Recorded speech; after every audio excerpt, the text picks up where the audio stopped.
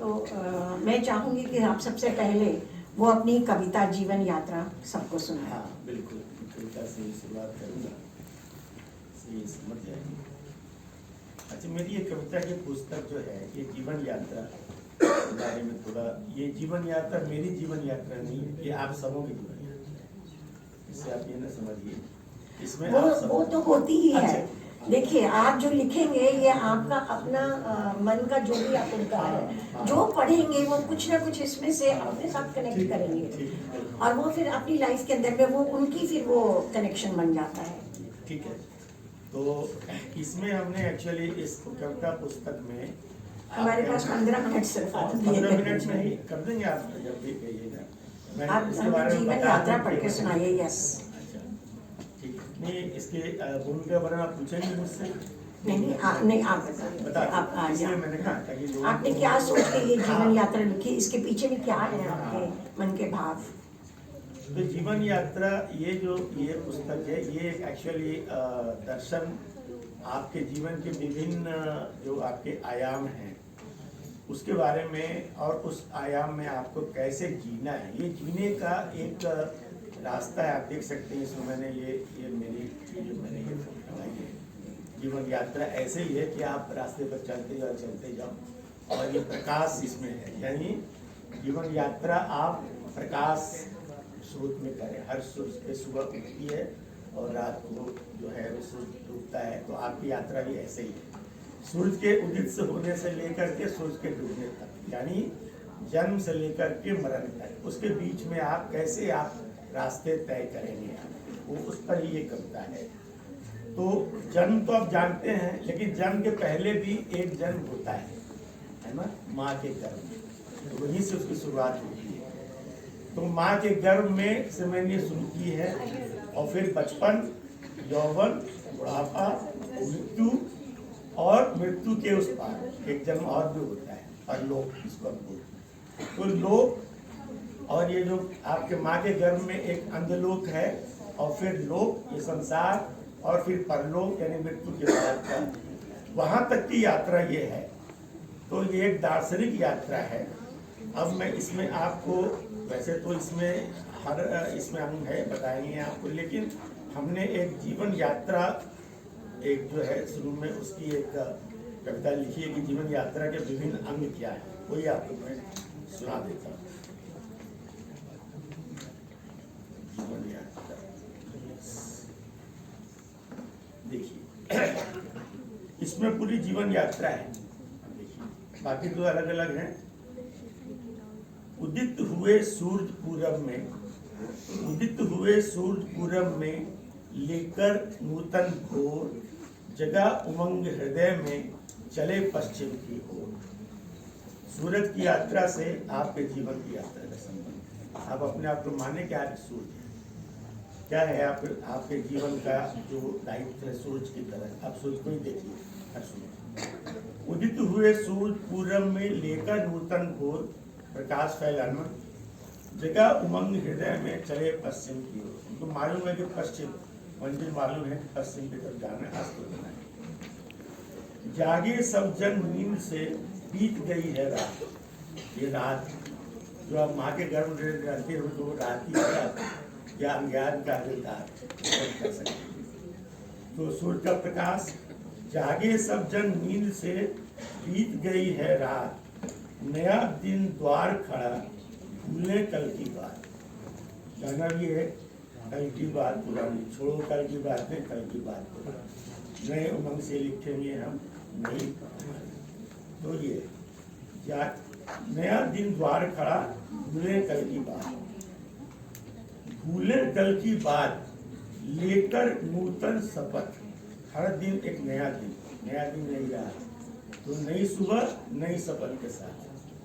भूले कल की बात, लेकर नूतन शपथ, कर जोड़ ईश को, पग चले निज पथ। भगवान को जरूर सूर्य को प्रणाम करें, ये हमारी परंपरा है। तो कर जोड़ ईश को, उसी से आपको शक्ति मिलती है, शिव और शक्ति, यहाँ पर उसका वर्णन है। पग चले निज पथ, और अपने पथ पर आपके पांव बढ़ने चाहिए। बढ़ चले सनय सनय गंतव्य की ओर। पूर्व से पश्चिम की तरफ सब जाते हैं, पूरे दिशाओं में सब जगह प्रकाश फैलाते हैं।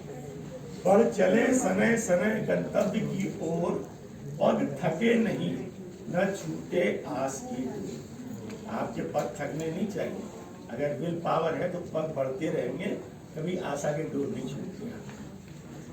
बन नभी नभ में करे जग में ज्योति प्रखर।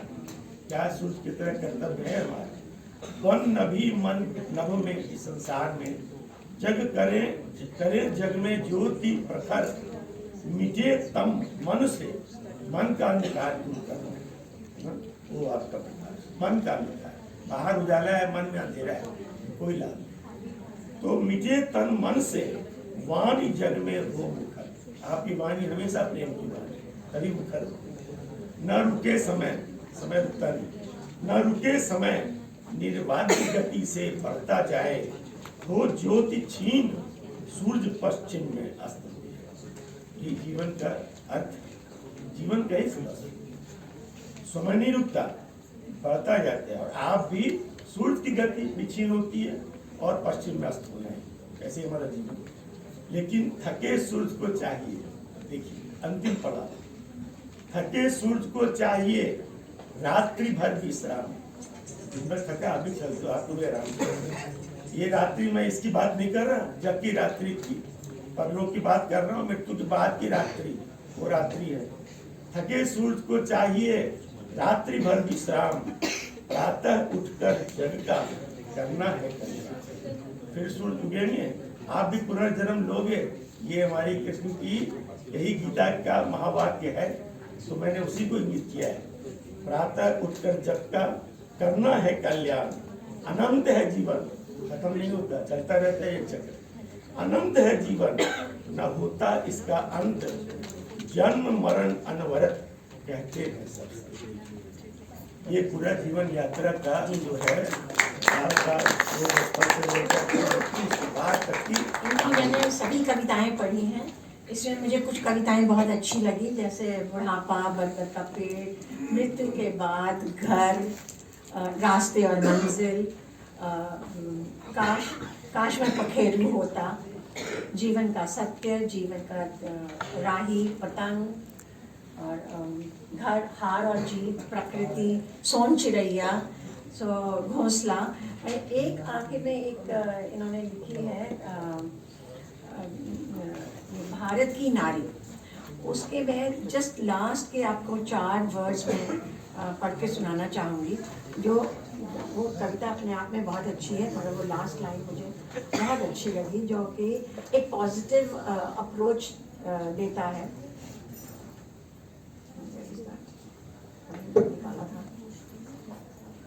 हाँ, भारत की नारी।